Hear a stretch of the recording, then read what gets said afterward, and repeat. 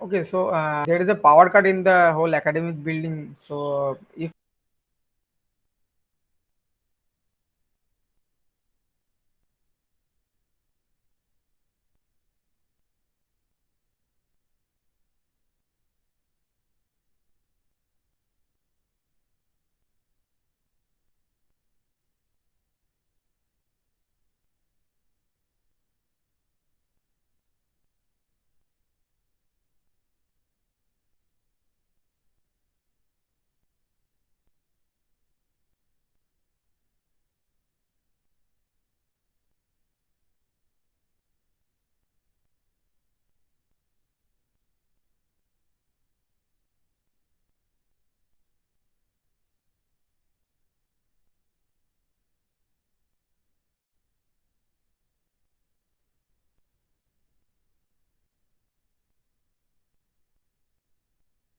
Is the tab visible? yes, it is possible. Okay, good. So, okay, so the rest of you, I have no idea like what you guys are doing in terms of quantum mechanics or what is your preparation. So I was asked to teach something about this, quantum mechanics of atoms. Uh, However, it would be great first to know, what you guys know about quantum mechanics so far. So if one of you can unmute yourself and just let me know, uh, you know, what are the things that you already know about quantum mechanics. That will help us calibrate this course so that it can be useful to all of you, and we don't just keep telling you things which you already know about. Okay. So can one of you unmute yourself and let me know what have you studied so far? Some basics, sir, like Heisenberg's uncertainty principle, or Okay. operators, and finite potential well, and Very good. eigenvalues, like those. Very much basics. No, no, that is everything in quantum mechanics. What do you mean? So you guys already know about basics and the axiomatic description of quantum mechanics. Is that right? The statistical interpretation and things like that. So you Yes, sir. Okay, very good. So what book are you guys following for your course, or how many courses did you have on quantum mechanics? Is Sir, actually, in previous semester we have quantum mechanics, so we okay. studied it, and we followed David J. Griffiths and J. T. Lee for quantum mechanics. Okay, so you have already gone through most of Griffiths, right?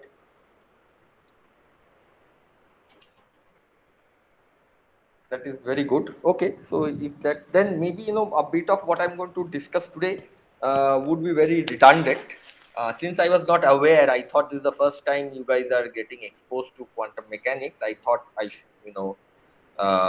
should start with a very quick recap of the basics of quantum mechanics. So please bear with me for today. And now that we know that you guys already know most of this stuff, so maybe from tomorrow we'll try to make it more useful. Okay. So just let me know what are the things you want to know. What are there in your syllabus. I have not seen even your syllabus. Okay, it was given to me, but I didn't find time to read through it. So basically, we are going to just discuss some material which would be useful for all of you in terms of, I don't know, completing some syllabus and your exam. You have to tell me what is the syllabus and what are the things you need to know for your exam. But other than that, even without any syllabus, if you want to know something about quantum mechanics, we can just uh, discuss that. And if you think what I'm saying is very redundant and something that you guys have already gone through, uh, then just tell me. We can move on and we can go to the next steps and so on and so forth. So if I understand correctly, our mandate is to kind of discuss atoms, and I think Rohan will do the heavy lifting starting from tomorrow, solving the Schrodinger equation for very difficult scenarios, even and so on and so forth. But today maybe we just give a very quick recap and let it be interactive. Please, if you have any question, and if I don't feel inhibited. Just let's have a discussion.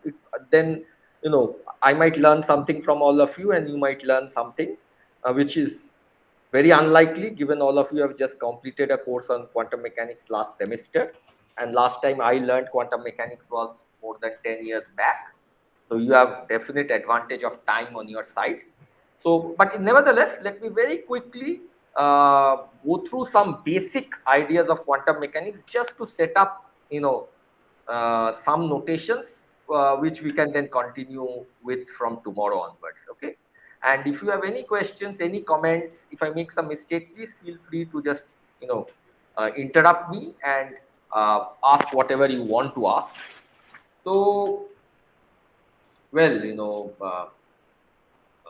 I think maybe, let me just quickly start from the very basics, okay, of how quantum mechanics work.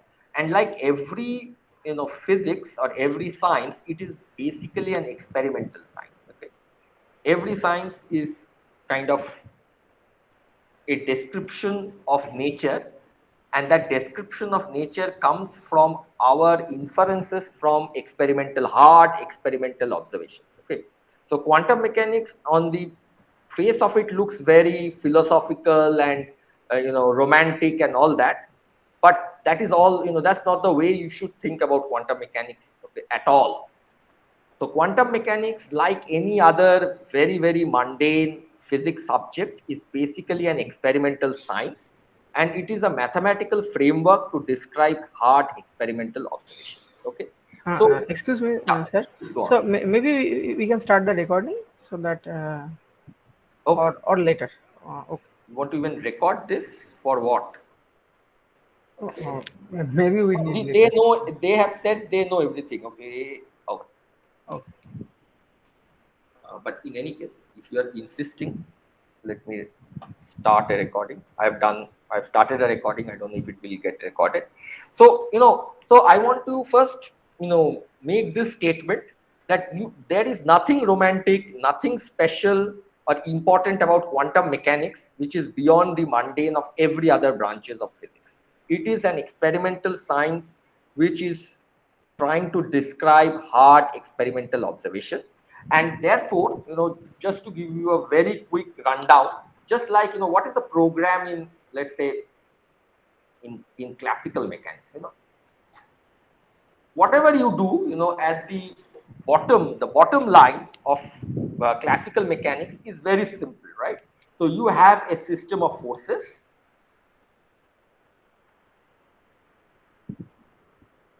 which in principle can be a function of, q, time, momentum, etc. And all that you do is that for this system of forces, you apply Newton's second law, right? Which tells us that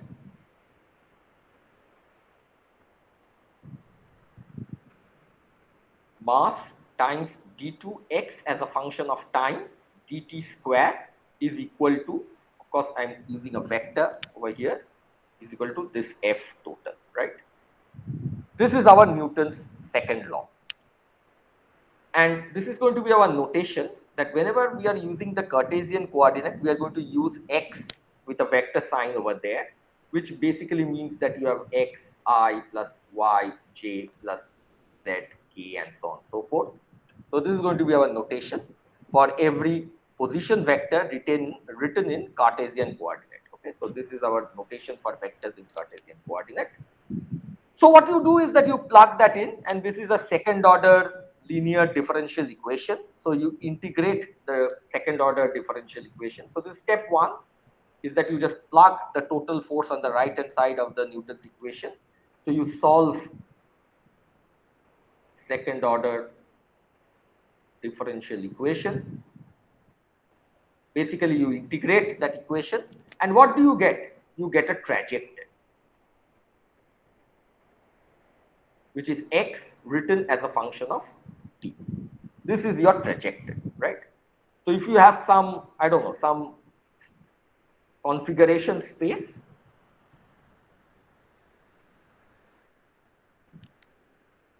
let's say this is your configuration space, which means it is spanned by some, let's say, in one-dimensional 1D configuration space.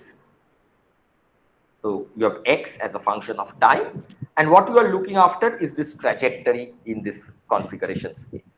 Now, once you know what x of t is, your typical program now is to extract all physical information, all physical properties from the trajectory, right? So what you do is that once you know the trajectory, you figure out all physical parameters. For example, you might be interested in knowing what is the momentum, or maybe, first you might be interested in knowing what is the velocity. This is just given by dx dt. You can figure out what is the momentum, which is m times v, etc., and so on and so forth, right? So you can find out everything. Sorry, these are all functions of time, what I mean.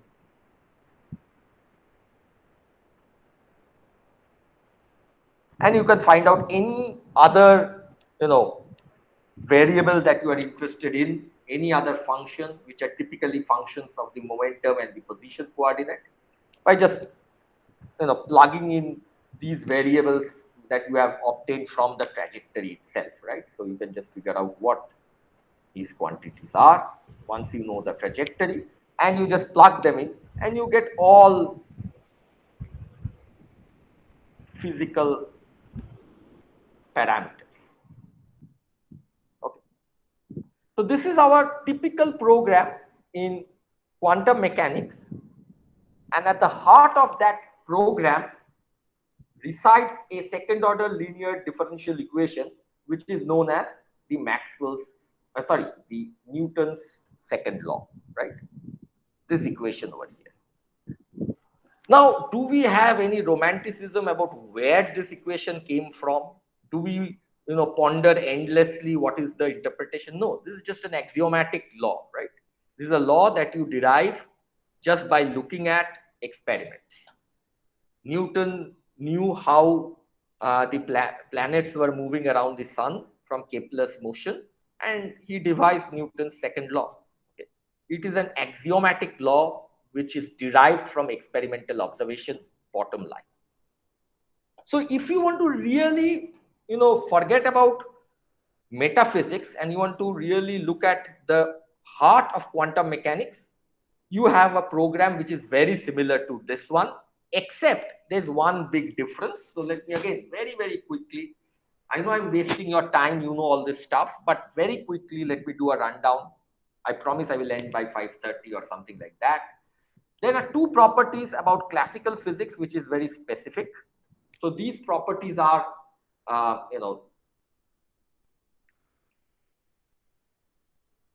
properties of classical physics. And this is where you can, contrast the program in classical physics with the ones in quantum physics. So the first important point is that every system, classical system, like any, it doesn't matter if it's classical or quantum, every system has what we call a space of states. Okay, what do I mean by this? Just a simple example, if you throw a ball in one dimension, the state of that ball at every instant of time is determined by its momentum and its location in one dimension, right? So if you tell me where the ball is located and what is its instantaneous momentum, you tell me everything about a moving ball in one dimension. Okay, so for a moving ball in one dimension, the state of space is all possible momentums and all possible location in one dimension that it can take. So that is an example. Let's say body moving in 1D. The state of space is what is called the two-dimensional phase space. Okay. And how does it look like? It is basically made up of these two quantities, which is the position and the momentum, right? Position in one dimension and momentum in one dimension. And therefore the state of the system is defined by a point in this space, right? If you tell me this point, it would mean that the ball is now located at whatever x0 and its instantaneous momentum is some px0, and that would completely determine the state of the system. Okay, so every state of a body moving in one dimension is defined in terms of its momentum and position, and therefore the entire space of states that you have is this two-dimensional phase space. This entire space is the state space of a body moving in one dimension. Okay, very simple thing. So let's say you have some system and you have a state space. So abstract, in an abstract sense, of course, this phase space, two-dimensional phase space being the state space of a body moving in one dimension is an example. But let's say, just for our understanding's sake, that we have a system where the state space, let's say we have a system and we correspondingly have a state space. And this state space has some discrete, quantities, let's say A, B, C, D, and so on and so forth. Now, what do I mean by this is that this system can either be in some state A or some state B or in some state C or some state D and so on and so forth. And together, all possible states that it can be in forms what we call a state space. Okay. Now, one of the important properties of classical physics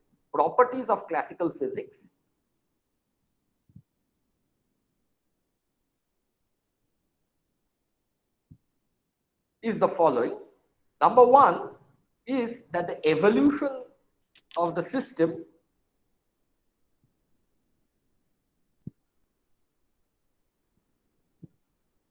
is deterministic. What do I mean by this? The laws of, let's say, Newton's laws are such. You are looking at the evolution of a system, ball moving in one dimension. It is at some location with some momentum at some instant of time, let's say at A. Then it moves to B. Then it will move to C, and so on and so forth. So you see, the evolution here is deterministic. If you are at B, you can go to only one new state, which is C. If you are in C, you can only go to D, and so on and so forth. Okay, so this is the idea of deterministic evolution in classical physics. And the second thing, it is reversible.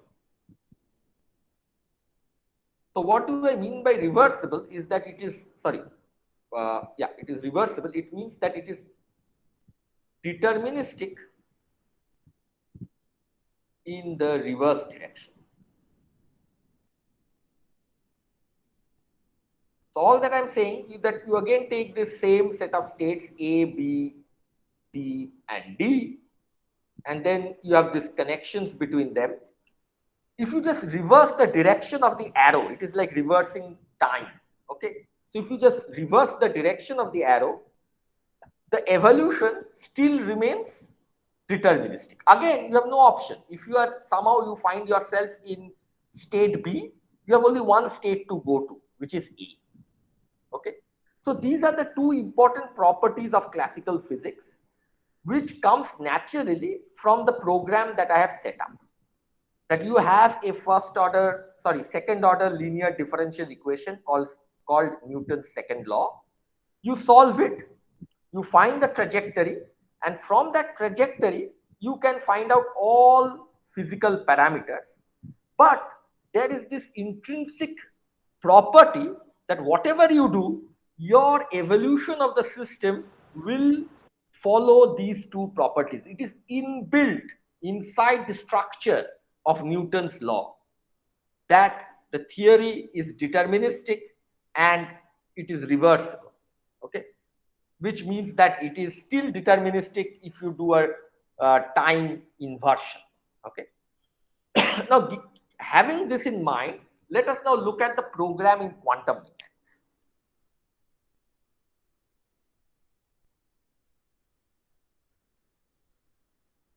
Again, there's nothing new. It goes the same way. First, you have a second order linear differential equation, which is called the Schrodinger equation, which has the following form, right?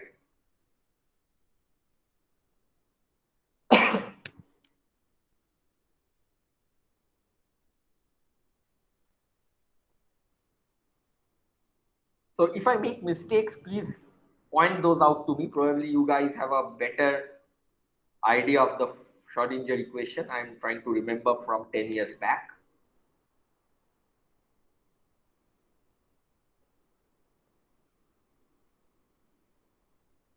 So I hope this is the Schrodinger equation. I wrote it correctly with all these redundant coefficients. Okay.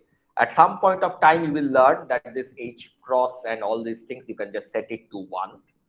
But for now, to keep continuity with atomic physics and molecular physics, which we'll do, in the next weeks or so, we'll keep all the H there.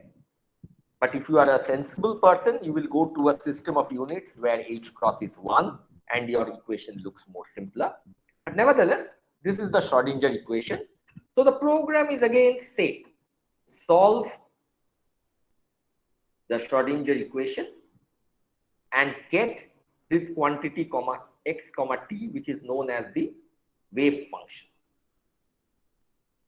So this is like equivalent of the trajectory in classical physics. Once you know what is this wave function, you go on to, figure out all physical parameters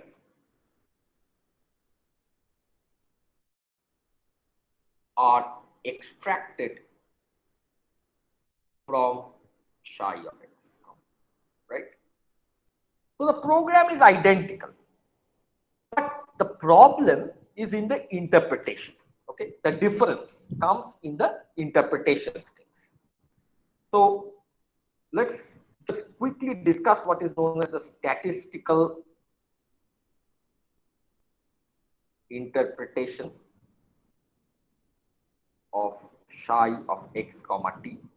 I think all of you know this by now, but let us just again, remind ourselves quickly about this stuff.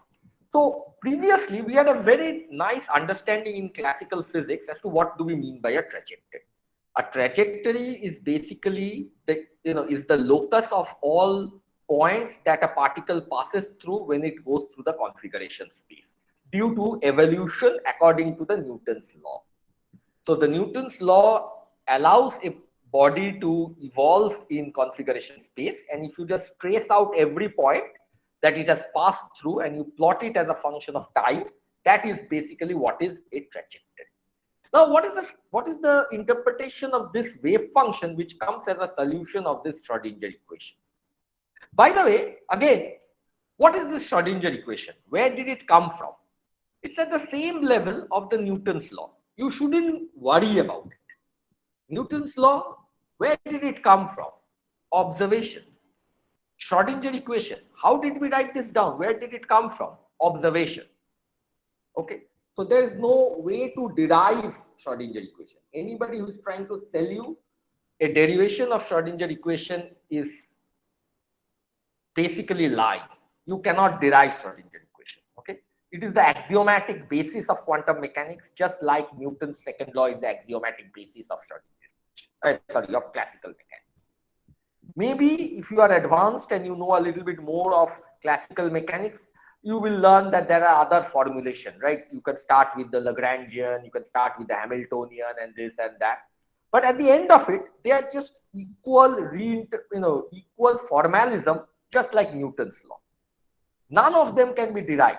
They are axiomatic from experimental observation. Similarly, Schrodinger equation is an observational equation. You cannot derive it. You can, of course, put it in more sophisticated mathematical language and so on and so forth. But there's no derivation of Schrodinger equation. There's an interpretation of the Schrodinger equation, which we'll come to very quickly. So let's go back to the statistical interpretation of psi of x. I hope all of you know this, but nevertheless, let's just do this. So if you take psi of x, which is one property which is of course different from being in trajectory, is that this psi of x is a solution of a complex second order linear differential equation. By the way, all of you know this symbol over that I've written over here just for me to understand. Can one of you tell me if all of you are familiar with these symbols that I'm using? Yes, sir. Okay. Yes, sir. I'm sorry, I have no idea about what you know. You guys know probably a lot more. And I'm sorry for underestimating all of you, but just bear with us for today. We'll recalibrate and get back next week or so. Okay. So this quantity A to B, what is this called? Why don't you tell me? Let's have a discussion if you guys know all of this, right? So what is psi star of x, psi of x dx? What is this? People who have not spoken up, why don't you tell me what this is?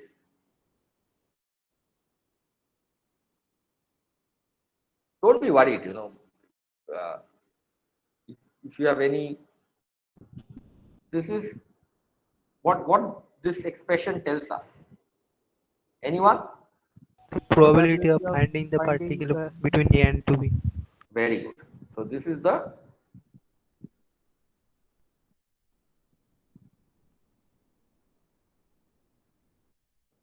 particle between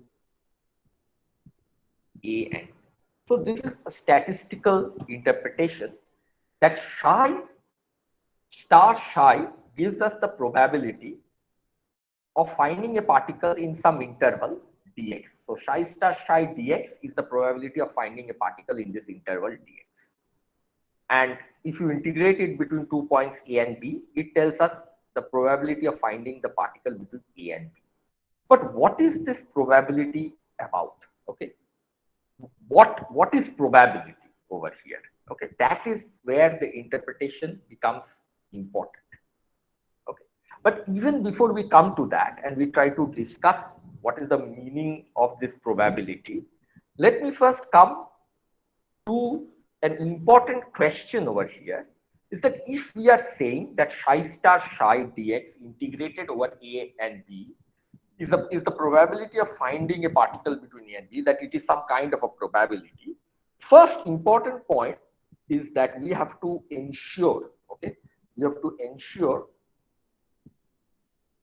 A, B, psi star, psi, and I'm now suppressing the dependent variables, dx is not equal to infinity.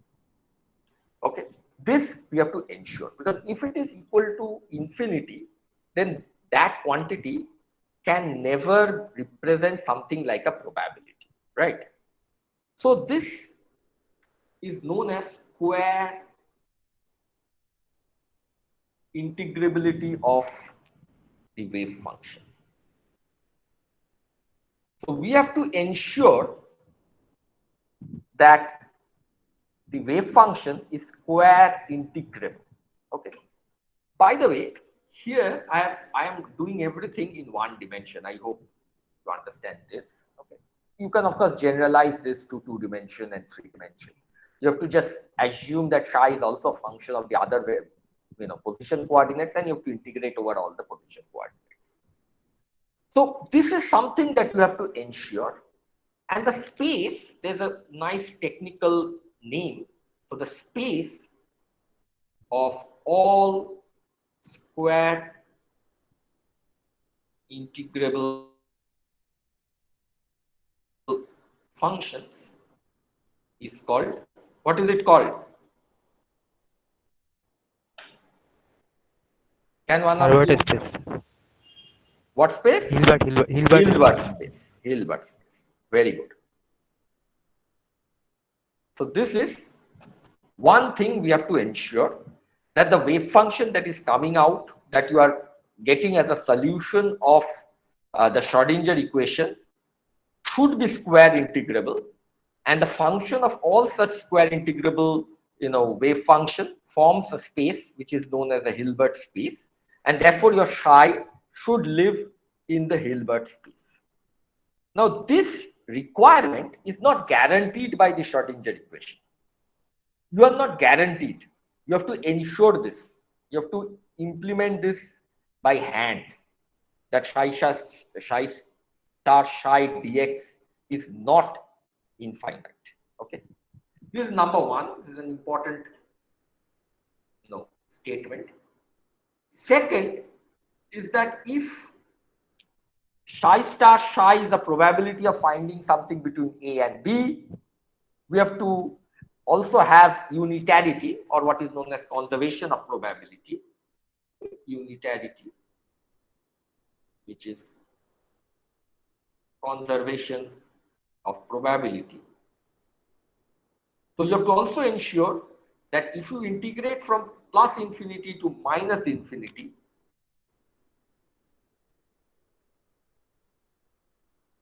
this quantity has to be equal to 1.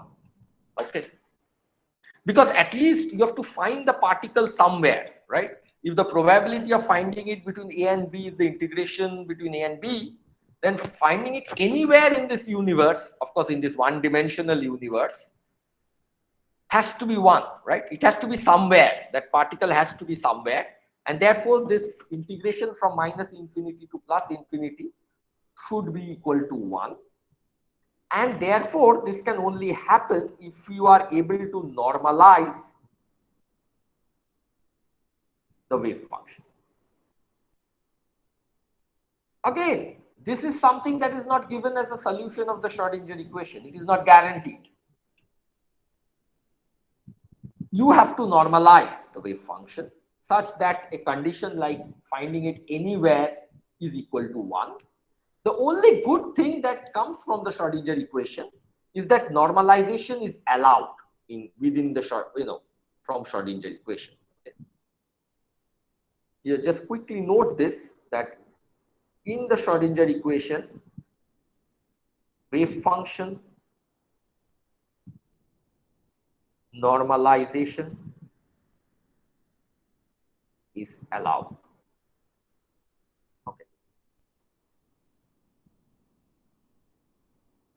How do we know this? If you look at the Schrodinger equation, you will see that this is guaranteed by the fact that if psi of x comma t is a solution of the Schrodinger equation, then some constant a times psi of x comma t is also a solution, right? So this guarantees that you can normalize, provided it is not divergent. If it is divergent, it is not normalizable, and therefore your wave function no longer lives on the Hilbert space and you have to forget about it. Those wave functions are not describing a real physical system. Anything that has to describe a real physical system, the wave functions of those things have to live in the Hilbert space. They have to be unitary, okay, which means that you should be able to normalize those wave functions.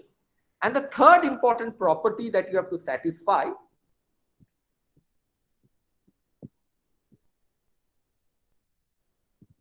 is that normalization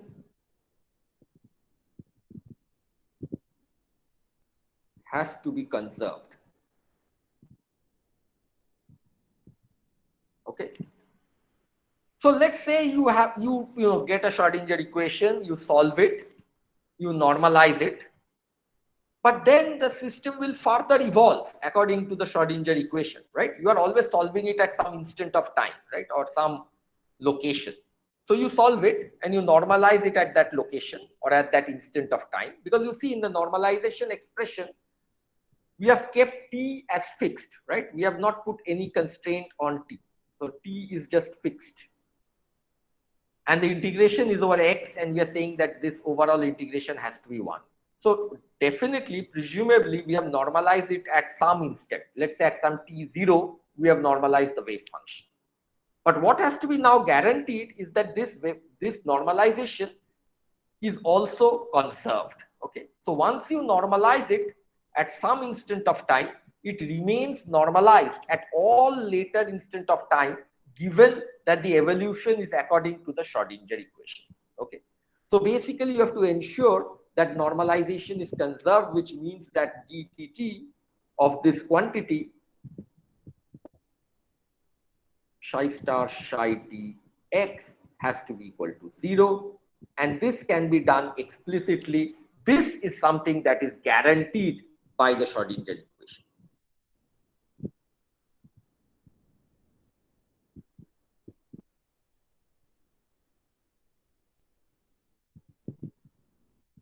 So you can actually explicitly derive this, but I will not go into the details. I am sure you have gone through this, this derivation sometime back. If you want, we can discuss it later. But this is another property that has to be, valid if you want to make this statistical interpretation that,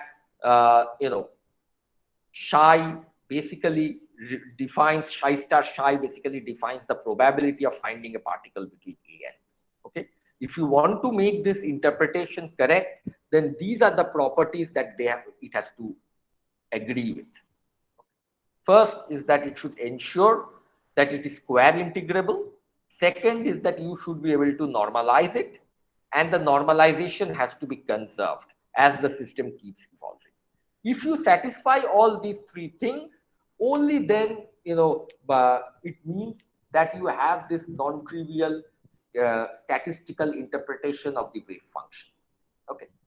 Now, once you have this interpretation, just like your program in classical mechanics, where you had the trajectory, and from that you want to continue in that path. Now we have the wave function. We have an interpretation of wave function as the probability, but now we want to see, how we can extract information from that wave function. Okay. So we are looking at what is known as measurement.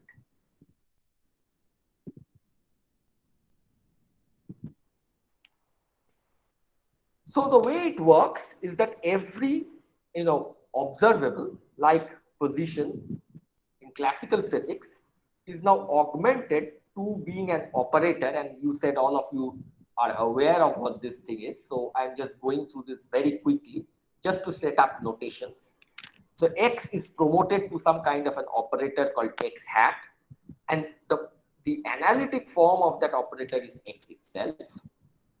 Momentum in classical physics is now again, promoted to being an operator called E hat. And this also has a form which is given by minus I H cross del del X. Hopefully I got the signs correct. Okay. So this is another, operator, and any other function, which can be defined in the phase space, momentum, energy, kinetic energy, everything else can now also be replaced by a operator F hat, which is just the functional form of X now replaced by X hat and P replaced by P hat, or in other words, F of X comma minus I H cross del del X. Okay. So you can convert every physical observable into operators.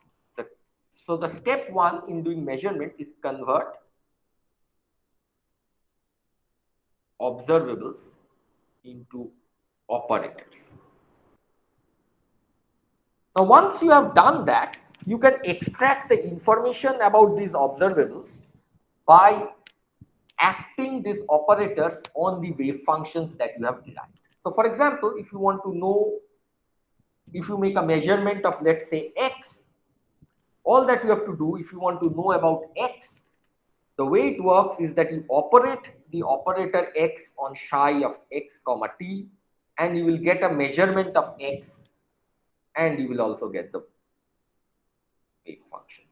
This is how it will work, right? So if you operate this, you will get a measurement.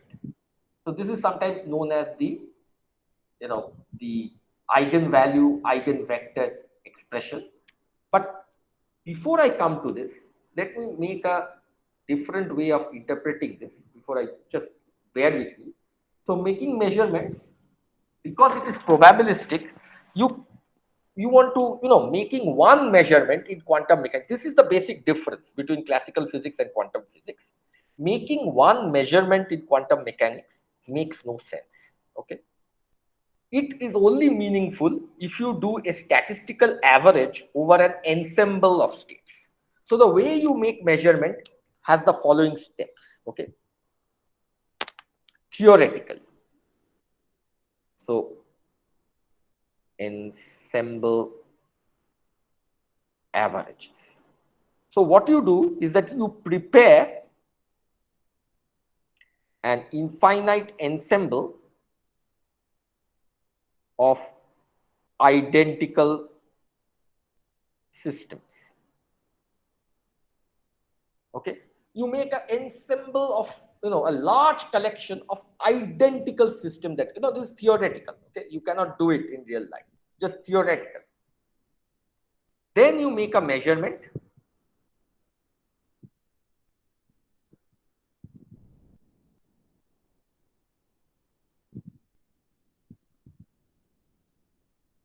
of physical quantities, and then you just simply average it. Okay.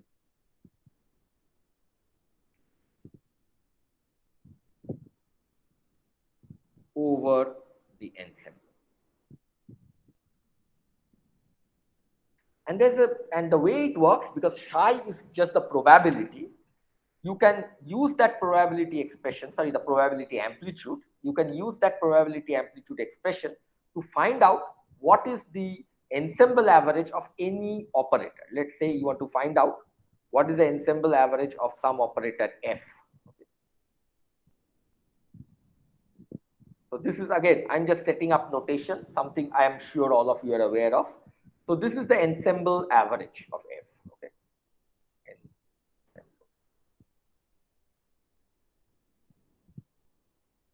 And this is equal to integral of psi star f hat psi d of x minus infinity to plus. So this is the definition of how you do ensemble averages.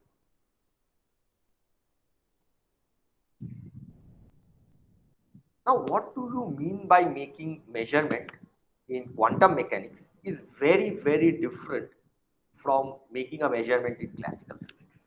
That this interpretation is where it is different.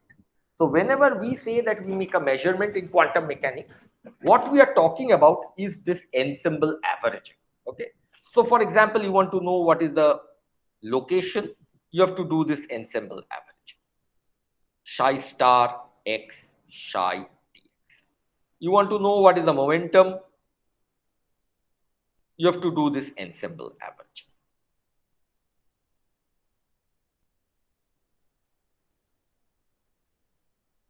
Right? So on and so forth. So for all observable, a measurement in quantum mechanics is meaningful in this statistical sense. So in quantum mechanics, because of the probabilistic, non-deterministic nature, making one measurement does not make any sense. That is the main point. In classical mechanics, when you are tracking the trajectory of a particle, you measure where it is located as a function of time, then you measure where it is located sometime later as a function of time, and so on and so forth, and you connect them and you get a trajectory. Why this is meaningful? Because your understanding is that if my initial condition is same, and I instead of throwing one ball, I had prepared 100 balls and I threw them with the same initial condition, my Newton's law is bound to tell me that after t seconds it will reach a point x. If it does that for the first ball, it will do it for the identically prepared second ball. It will do the same thing for the identically prepared third ball. It will do it same for the identically prepared third ball, right? So it will, for every identical system, the evolution will be identical. And therefore, if I make a measurement, I will always get the same value in every system, which is identically prepared. But in quantum mechanics, because of this statistical probabilistic interpretation, being non-deterministic, this is not guaranteed. So if I make a measurement, let's say of the momentum of a ball, I prepare 100 balls, each with the same initial condition, moving in the same potential, governed by the same Schrodinger equation. But the problem is that if I make a measurement of the momentum in one of those systems, I get some value P1. In the next identically prepared system, I again make a measurement of that momentum, but I will not get back P1. I will get some P2. In the third one, I make a measurement of momentum, I will get P3. So making one measurement is no longer of any value, because it just depends, you keep making the measurement and the value changes. And here I'm not talking about the value changing because of your experimental error. I'm telling you the value is changing because of the probabilistic nature of the theory itself. It is an intrinsic uncertainty. Okay. So making one measurement makes no sense in quantum mechanics. So what you have to always think is making ensemble averages in quantum mechanics. Okay. So I hope this statistical interpretation is very clear to all of you, because we will be doing some things where we'll be solving differential equations and you will get lost in the algebra. But at the outset, this one small technical concept that should be clear is related to this statistical interpretation of quantum mechanics and the main difference between classical physics and quantum physics. And this has to do with this simple statement that in classical physics, making one measurement is meaningful. Of course, depending on the accuracy of your instrument, your measurement will have errors and all that. But that measurement has something to do with physical reality. If you throw a ball and at some instant of time t, you try to figure out what is its velocity, you will get some value, and that value has some objective meaning in an experiment. Because why it is meaningful?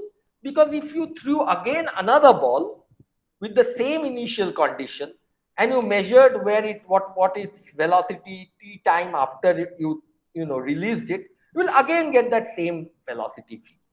So therefore this velocity v has some physical significance.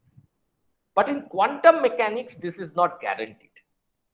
If you throw a ball with some initial condition and you measure, let's say, the momentum after time t of the ball being released, and you get some value of that momentum.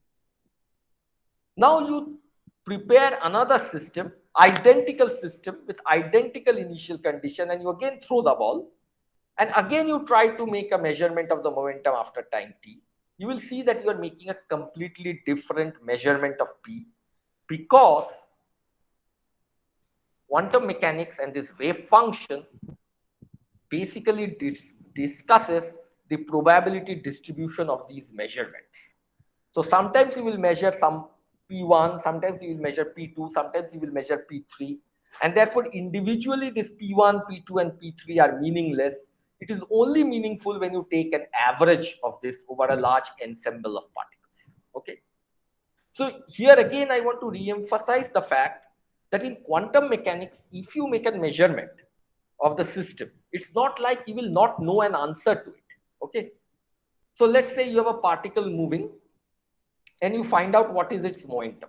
You will get some value, P1. It will give you a discrete result with experimental errors, of course, P1 plus minus del P. But the problem is not that you will not get a momentum out of it. You will get a momentum out of it when you make a measurement. The problem is not that you will not know where the particle is located. You will know. If you make a measurement, you will get a specific value of that location. The problem is that if you repeat this measurement again and again on an identically prepared ensemble of states, you will get different values. And these measurement will follow a probability distribution which is always given by chi star chi. Okay. So in the statistical interpretation, you have to remember that this chi star chi represents the probability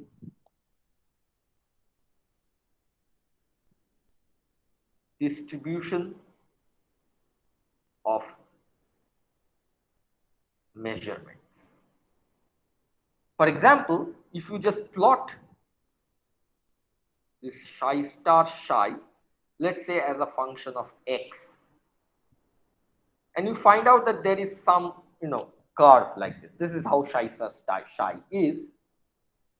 What this is telling us is that if you make a measurement of x, sometimes you will find that the measurement is here. Maybe this is not a good choice. Let's take something else. Sometimes you will find that the measurement gives you a value xa. Sometimes the measurement will give you a value xb. Sometimes it will give you a value xc. The only point is that finding, and if you repeat this measurement again and again and again, you will find that the value xa will come out as a result of your experiment more often than the value xb. And the value xc will come out most number of times. So again, let me re-emphasize this point that if you make a measurement, if you make just one measurement of a quantum system and try to measure a physical parameter like the position or the momentum or the energy, you will get a one value as the answer. The problem is not that you will not get an answer, and the problem has nothing to do with measurement. The problem has to do with the fact that measurement is only useful if that measurement has some reality, in the sense, quote unquote reality, in the sense that if you measure it again on an identical system, you will get the same value. Then only that measured quantity has some meaning, right? But here in quantum mechanics, the problem is that there is a probabilistic distribution of measurement outcomes. Sometimes if you measure, you will get xa, sometimes you will get xb, sometimes you will get xc. It's only that getting xa is more probable than xb, getting xc is the most probable outcome of your experiments. So if that is the situation, that what is the value of x depends on the experiment, every time you make the experiment it changes, you do not want to talk in terms of the value itself of a measurement. Rather, you want to talk about the average of many measurements that you do. And this is the essence of the statistical interpretation of psi. And you should remember that psi, what it actually means, it gives you the probability amplitude, the statistical distribution of making measurements. Okay. So if you measure a physical quantity, what is the probability that the outcome will be A? What is the probability that the outcome will be B? Or what is the probability that the outcome will be C? That is the basic idea over here in the interpretation of what psi is. Okay. Now, I want to just quickly move on, so that we can wrap this up quickly. See, the other thing which follows from the statistical interpretation is what is known as the uncertainty principle.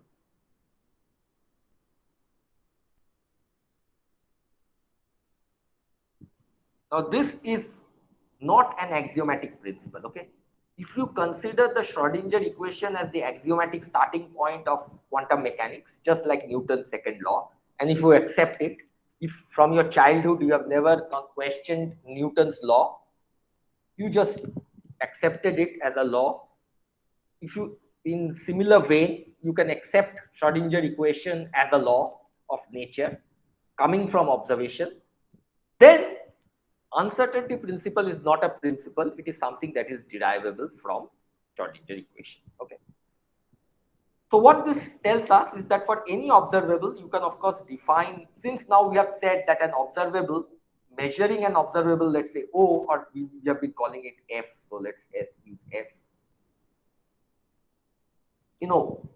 The measurement of any observable F is only meaningful if you make repeated measurement on identically prepared systems, right? Making one measurement doesn't make any sense, as we have discussed. You have to make repeated measurements. So you will have a distribution of your measured value of, let's say, F. So if you have such a distribution of measured value, you can always construct what is known as a variance of those measured quantities, and this is sometimes written like this.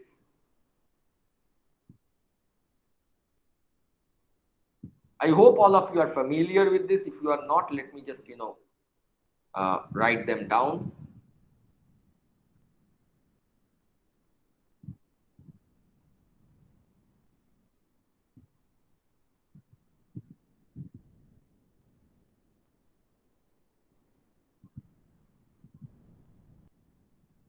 Okay, so you just plug those things in, and then you have this variance sigma of f.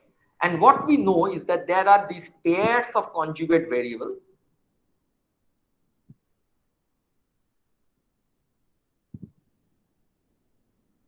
which generically we'll call q and pq, such that the variance in q multiplied by the variance in pq is always greater than h cross by 2. Okay, so this is basically a statement of the uncertainty principle, which I have mentioned. The way we want to place it is that this is a result which is derivable from the Schrodinger equation, which you can consider for now as the axiomatic basis of quantum mechanics. Okay. Now, what does this mean? Okay, and just to see, let's say you have a system, and you measure its momentum, and you find that it gives you some momentum value back. Okay, then you try to measure its location. What do you think will happen? Can one of you tell me? Let's just discuss this out very quickly. Can somebody interpret this uncertainty principle for me? So the question that I'm asking is the following: that there is a particle, let's say it is moving in one dimension. I make a measurement of its momentum, and then immediately after that I make a measurement of its location. What will I get?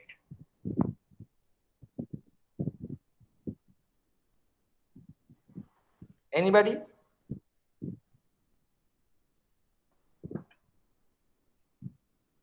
Don't be afraid to just answer.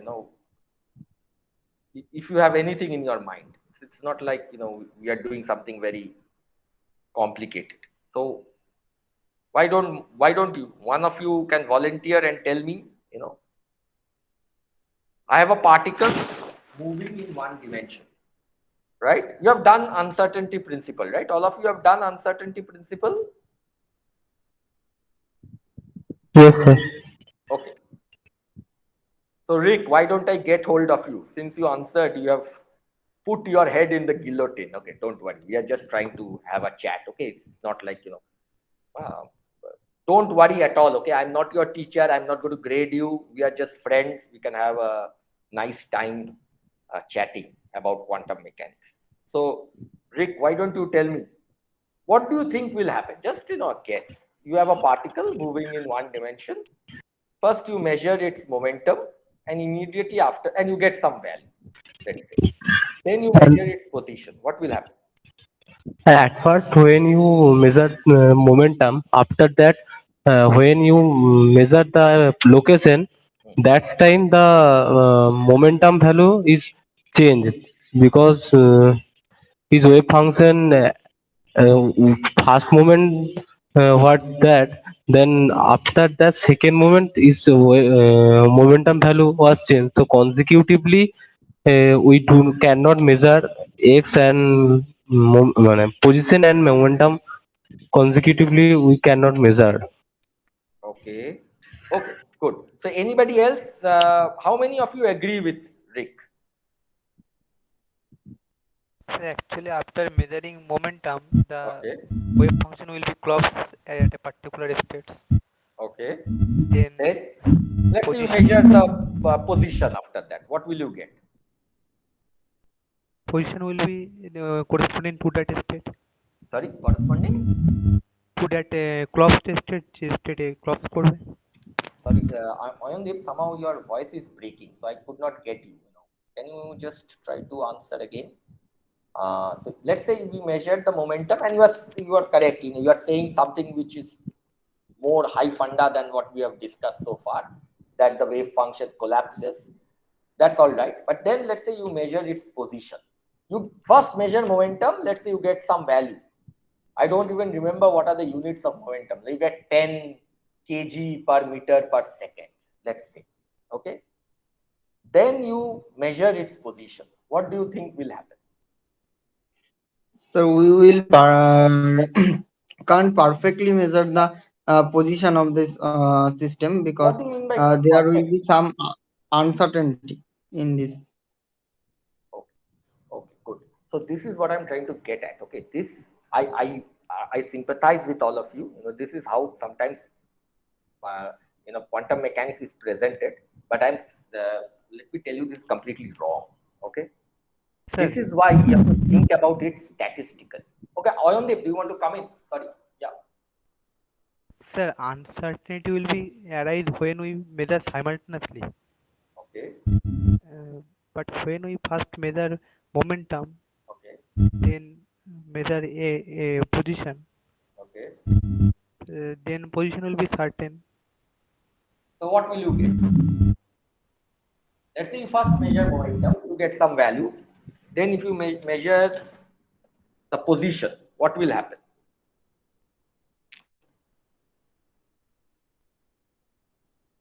That time we precisely measure the position, but we cannot precisely measure the momentum associated to this position. Okay, so what I would like to okay, Sir, what you have said is more or less correct, but let me, yeah, somebody else wants to answer this question. sir, we can't measure them simultaneously with infinite precision. Okay, what do you mean by infinite precision? If I make an instrument which measures everything infinitely precise, what will go wrong? Why can't I do it? So it is true in classical mechanics, but in quantum mechanics, as soon we make a measurement, we Okay. disturb the system. So Okay. if we accurately measure the momentum of the What do you mean by system, you disturb the system? I have a system, I make a measurement. What do you mean by I disturb the system? What is this means system? as soon we try to measure some quantity of the system, the wave function gets changed. Okay. Okay. Then what will happen? So the corresponding physical parameters will also get changed. We Okay. will not get the actual value which was there before the measurement. Okay. Okay. Okay. So what you are saying, what all of you guys are saying is what is known as the agnostic interpretation of quantum mechanics. Okay. So I hope all of you know that there are three different interpretations of quantum mechanics. One is known as the uh, you know the um, you know the hidden variable interpretation of quantum mechanics, which was advocated by Einstein. This hidden variable interpretation of measurement, let's say these are all interpretation how measurement is done in quantum mechanics. So the hidden variable proposition is the following, which some of you tried to also touch upon, which says that in the process of making a measurement, you are always making an error. You cannot have infinite precision in making a measurement. So basically, it is a problem of us unable to know what the reality of physics is. It is a problem in making a measurement. The process of measurement is the problem. Okay.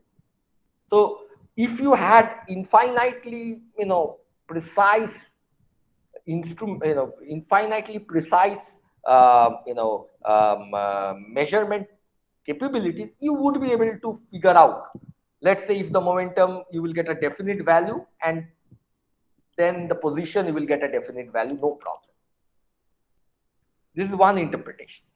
There's a second interpretation, which is called agnostic interpretation, where you say you don't know at the beginning what is the value of P, what is the value of um,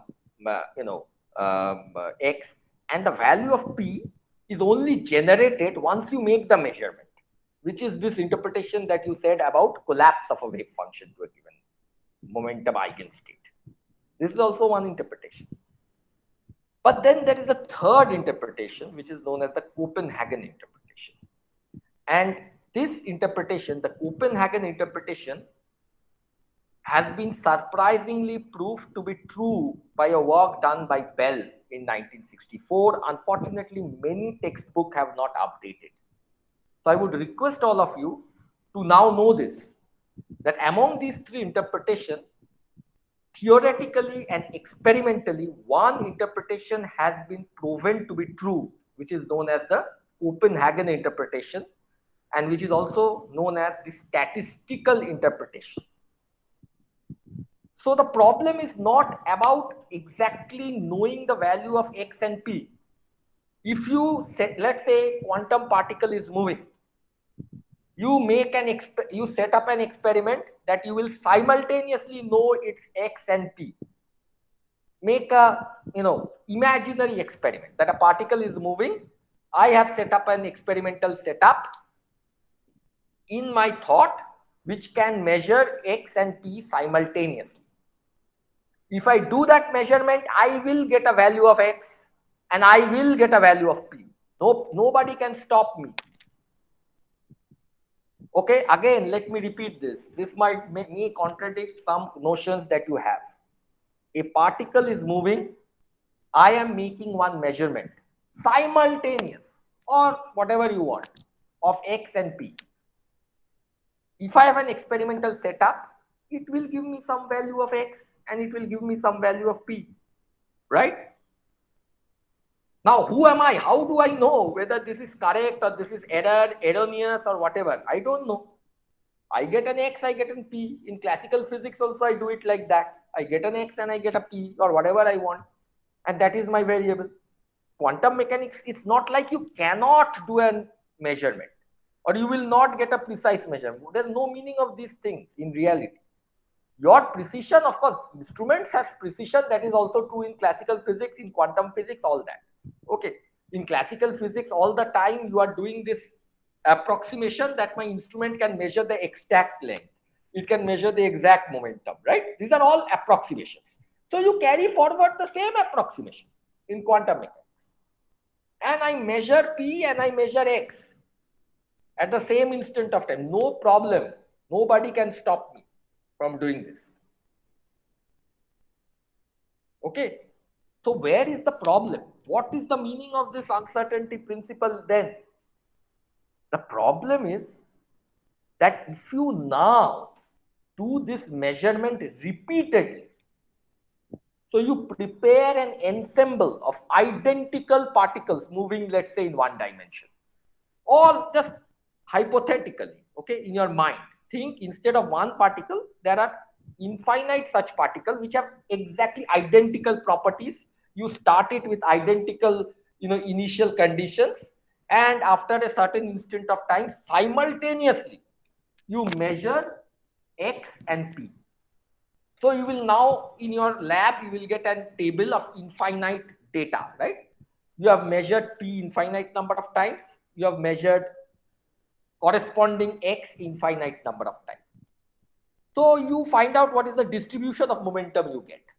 You find out what is the distribution of position you will get. All this uncertainty principle is telling us is that the uncertainty in P, the variance in the distribution of measurement of P and the variance in the distribution of measurement of Q or whatever X has to be greater than H cross by 2. The product of these variance. That's all. Okay. This is the statistical Copenhagen interpretation, which till 1960s was an open to debate thing. There were many interpretations which went on, but due to the work of Bell and others, it has been proven that this is the correct way to think about quantum mechanics. And I would strongly urge all of you to think in this direction, because if you want to progress to more fundamental physics, application of quantum mechanics in relativistic systems, which are sometimes called quantum field theory, which is the most powerful mathematical tool that we have in physics to describe systems, is based on this interpretation.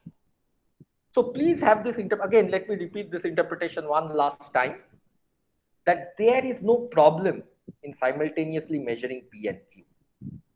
Don't pay attention to those old textbook where they draw, a photon hitting a particle, its momentum getting disturbed. Those are no longer the modern interpretation of quantum mechanics. There's no problem in making this measurement simultaneously.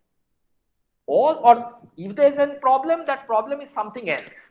It is due to your setup. It is maybe also true in classical physics and everywhere. The speciality of quantum mechanics is this statistical statement that if you measure P and Q, these two conjugate variables, simultaneously, many number of times, then the statistical distribution of your measurement of P and the statistical distribution of your measurement of Q, okay, so if you basically you are measuring P many times, so you will get plots like this, right? So repeated simultaneous. Don't be afraid of this word simultaneous. Sometimes you get doctrined by uncertainty principle and you keep thinking you cannot measure them simultaneously. No, there's nothing in this law that stops it. It will be something else, but not this. Repeated simultaneous measurement of Q and PQ on an ensemble of identically prepared systems will give you something like this, right? So typically, if you make this measurement, let's say really in a lab, what will you get? You will get a histogram, right?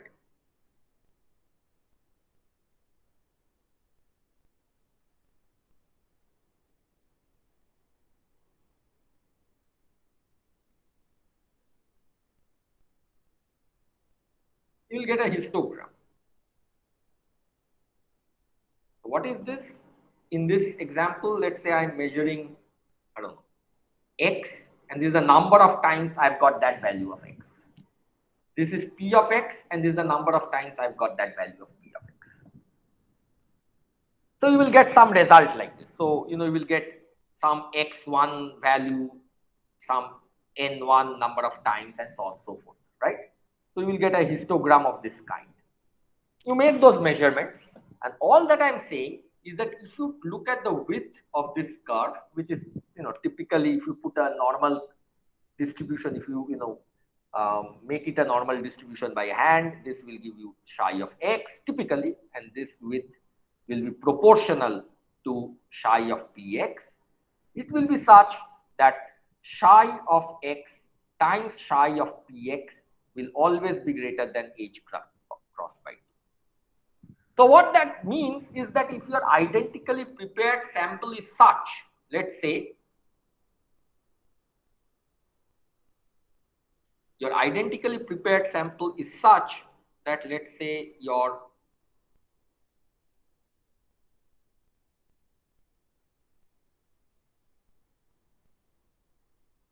position measurement is very accurate, okay? So in all your experiment, you find your measurement is always, let's say, XA, and very narrow band around XA. Then what this uncertainty principle is telling you is that if you make simultaneous measurement of momentum, in a given momentum, in a given measurement, no problem. For a value of X, you will get a value of P of X, and you will get a precise value.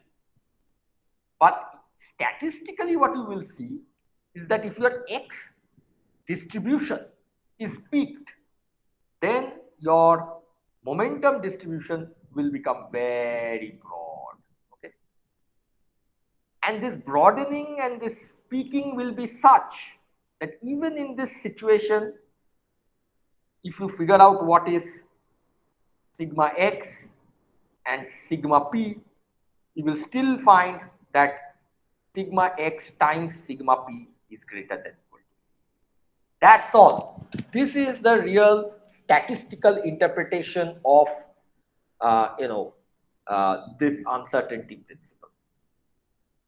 So I think this is a good place to stop here. All that I've tried to push today is, the takeaway for whatever, these are stuff I know you have studied already last semester and maybe even before that.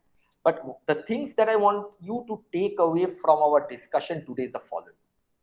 Schrodinger equation is an axiomatic equivalent of Newton's second law. It is you can, think of it as a empirical law of nature which is given from observation with its whatever, approximations. This is non-relativistic and so on and so forth. That is true, but this is a starting point, at least in our way of looking at quantum mechanics. Okay, this is number one. And the program is very simple. You have to solve this equation. And once you solve this equation, you will get this thing called the wave function psi. Now, this wave function, what is this wave function? The statistical interpretation of this wave function is that it gives us the probability amplitude of measurement. Okay, so I would try to, let me box this out. This is the real interpretation of what is a wave function. It is the probability distribution of making measurements. Because you have this probability distribution of making measurements, you are unable to talk about single measurement. There's no meaning in quantum mechanics to talk about single measurements. You cannot say that a particle is located at x or the particle has a momentum p of x. It only has a meaning if you tell us that what is the, a particle has momentum px with probability something, or it is located at x with probability something.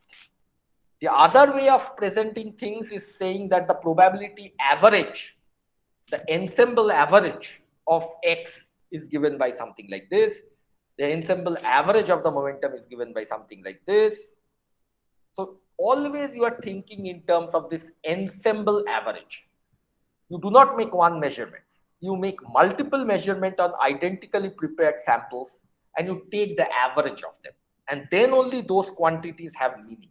Okay. Only then those quantities can be connected to each other to give you dynamics. Okay. So this is the second thing that I want you guys to take away, the interpretation, the statistical interpretation of psi, that it is basically the probability distribution of measurement. And the third thing that I want you to take away is this concept of uncertainty principle, which is something that is derived from the Schrodinger equation. So for us, this is derived from Schrodinger equation. And the interpretation is not that you cannot make simultaneous measurements. No, the interpretation is again statistical. If you create an ensemble of identically produced systems and you make a simultaneous measurement of P and PQ in all of them, then the variance in their distributions will be such that the product of those variance will always be greater than h cross by 2. So make this clear in your mind. In a given measurement, you will get one single value of P, you will get one single value of X. No problem. Simultaneously also you will get a value of P and you will get a value of X. The problem only happens if you make it repeatedly and every time you will get different values of P and different values of X. And the distribution will be such that their variance will become, always be greater than equal to h cross by 2. And you can then go to the extreme situation that let's say you have prepared your sample in such a way that repeated measurement of X always give you a fixed value X0. Okay. It is every time you measure X, you get X0. Now, so basically the variance in X is now 0. But you know that the product in the variance of X and the variance of P has to be finite. It has to be greater than h cross by 2. So which tells us that the only outcome of that scenario is that the variance in Px has to become infinite, which means that if you make a measurement, you will still get a value of P. But that value of P, if you make repeated measurement, will vary from every value that P can take, from minus infinity to plus infinity. And therefore, saying that this object has some momentum loses any meaning. Because, if you make a measurement, sometimes you'll get one value of P. If you make again that same measurement, you'll get a completely different value of P. Okay. So this is the statistical interpretation of,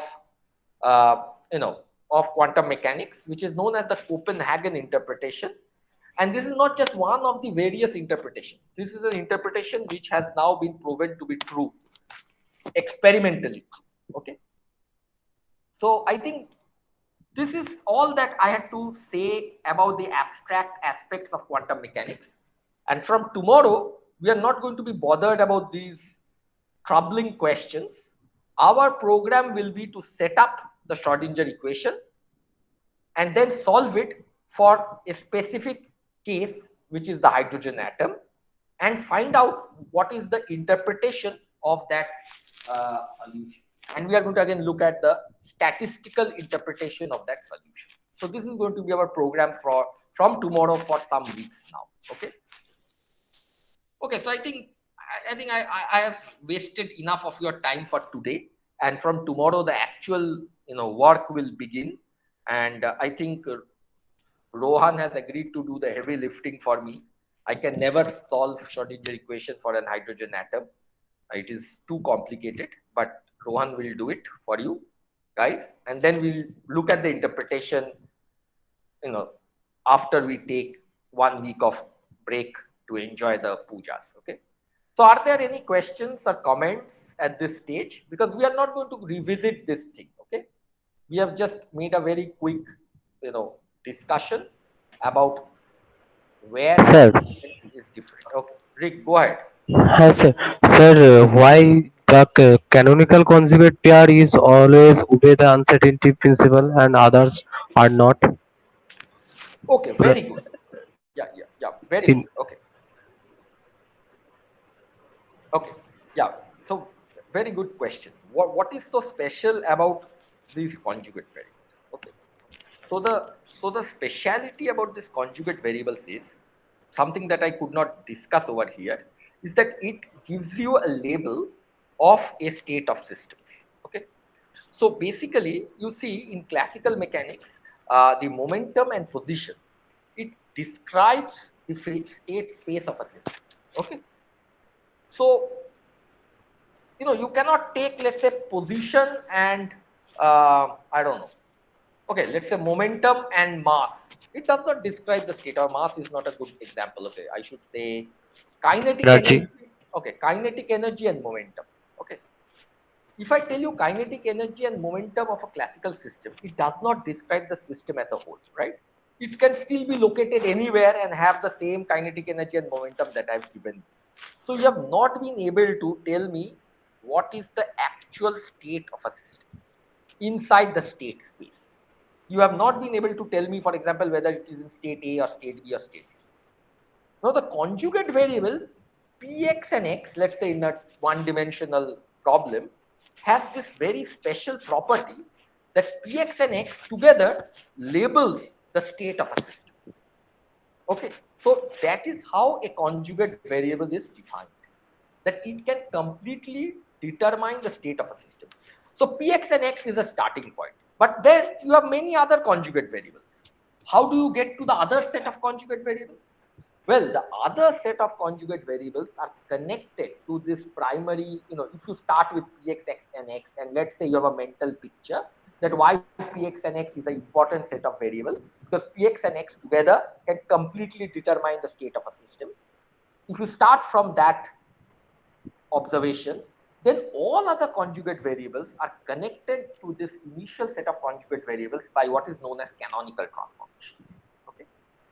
So I don't know if you have studied, I'm not sure. Do you guys study Hamiltonian dynamics in classical mechanics at undergraduate level? Yes, sir. Last semester. Last semester you have done Hamiltonian classical mechanics. Yes, sir. So which year are you guys in, and what course are you guys taking? Third year, sir. Undergraduate third year. undergraduate third year, you already know Hamiltonian dynamics. Very good. Okay, okay, sorry, I was not aware of this. So you know what is a canonical transformation, right? Yes, sir. Okay, so now so very good. Then that's very easy for me. You know, you guys are very advanced, more advanced than our students here, I guess. But nevertheless, um, you know, so P and Px and X, as I said, you can start by appreciating the fact that these are these conjugate variables that completely determines the state of a system. Okay, therefore they are conjugate, and then all other conjugate pairs can be constructed by canonical transformations. Now the important point here is why there should be an uncertainty in that. Okay, why should there be this intrinsic property of uncertainty in position and momentum? Now this relies on the fact, on the structure of these phase space volumes.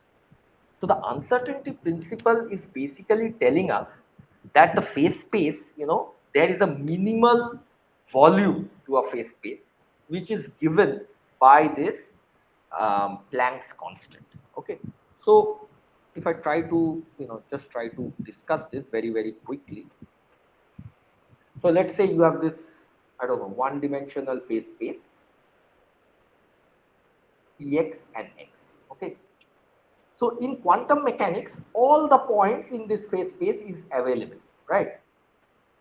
So one way of thinking about quantum mechanics is the following: that in quantum mechanics, the phase space is found to be like, you know, broken up into smaller shells, which has volume h square typically. Okay, you know, just match the dimensions, something like that, typically like this. So because this is true, all the points in phase space are not accessible. You cannot determine the state of a system beyond saying which box you belong. So you can only, you know, specify the state of a system in quantum mechanics by saying that it belongs to this box, not any more than that. Or you can say it belongs to this box, or it belongs to this box. So because of this, because, you know, your phase space is discretized, your phase space is always discretized, you cannot, you know,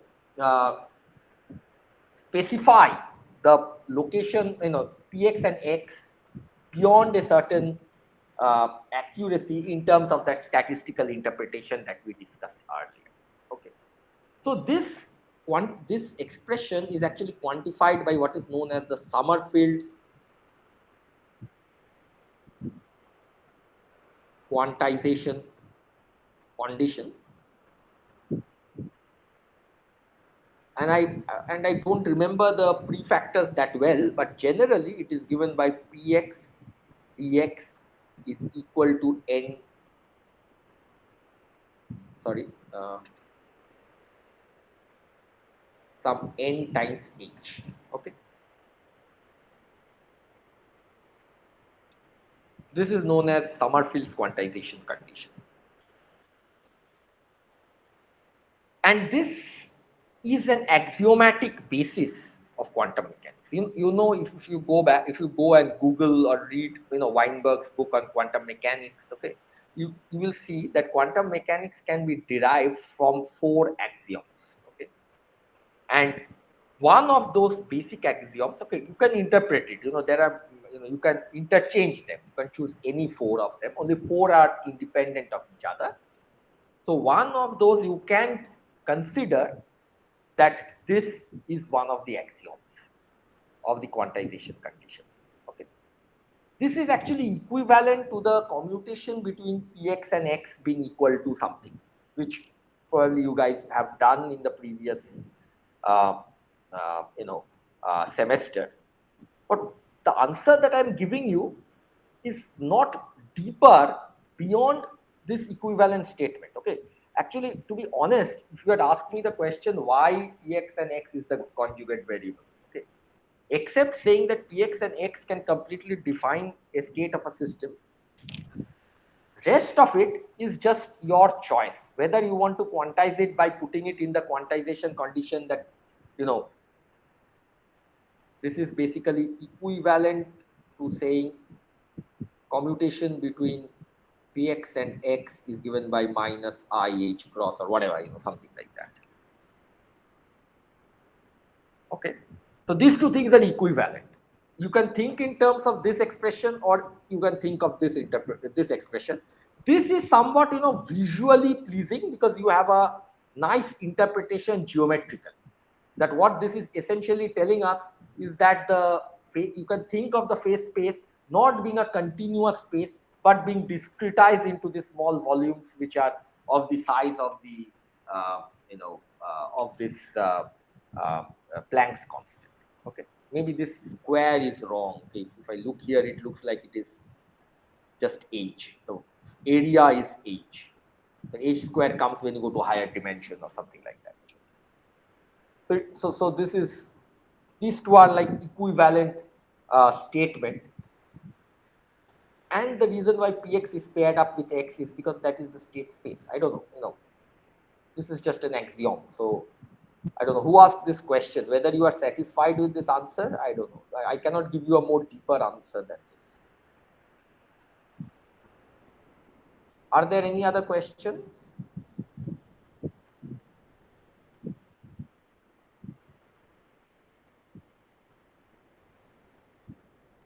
Any comments?